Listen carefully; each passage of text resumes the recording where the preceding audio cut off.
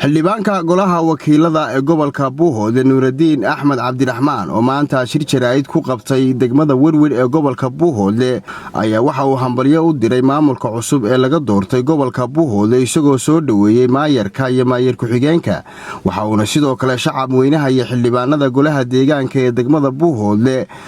ugu hambaliyay sida ay ula shaqeeyeen xisbiga kulmiye oo isagu uu ka soo baxay geesta kalena xildhibaanku waxa uu baaq u diray madaxweynaha Jamhuuriyadda Soomaaliland Muuse Biixi Cabdi waxaan rabaa in halkan fariin uga diro madaxweynaha Jamhuuriyadda Soomaaliland mudane Muuse Biixi Cabdi iyo wasiirka arrimaha gudaha Maxamed Kaahin anigoo ah xildhibaankii ka soo baxay gobolka Togdheer degmada Buuhoodle halkan aan maanta joognaa waa magaalada Werwer waxaan halkan shalayta ku qabanay xafladii ama kala fadhigii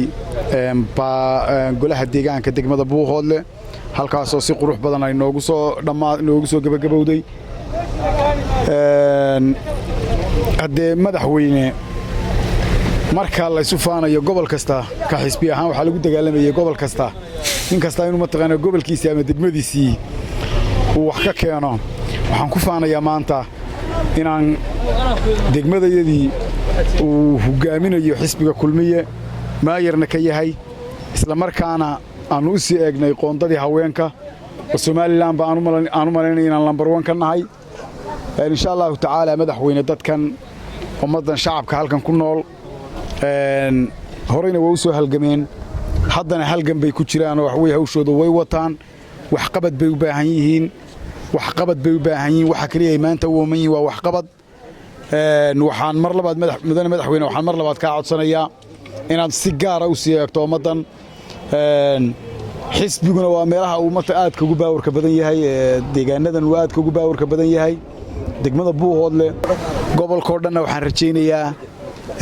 inuu xisbigu waxa weeye insha Allah taala ku baawar badan doono waa hadii sida ay tahay looga shaqeeyo looga hawlgalo geesta kale waxa halkaasi ka hadlay gudoomiyaha xisbiga kulmiye ee gobolkani Buuhoodle waxa uu uga mahad celiyay xildhibaanka iyo mas'uuliyiinta gobolka sida ay uga shaqeeyeen doorashadii halkani ka dhacday halkan waxaan kaga hadlaynaa arrimo badan oo dan u ah deegaanka gobolka Buuhoodle codkayagani wuxuu toos ugu socdaa xisbiga kulmiye oo ku guuleystay doorashooyinkii ka dhacay deegaamada sida golaha wakiilada kala fadhigii golaha deegaanka oo ay ka soo baxday waliba xubin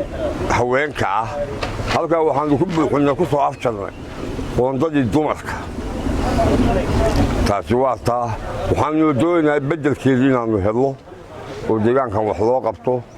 deegaankani wuu buuxiyay shuruudihii Soomaaliland lagu noqon jiray mid diiwaangelineed mid kaar qaadasho mid doorasho mid xisbi taan wax horeba garanay oo inta ku daray anigoo ka hadlaya afka magaca xisbiga xisbi xaakimka kulmiye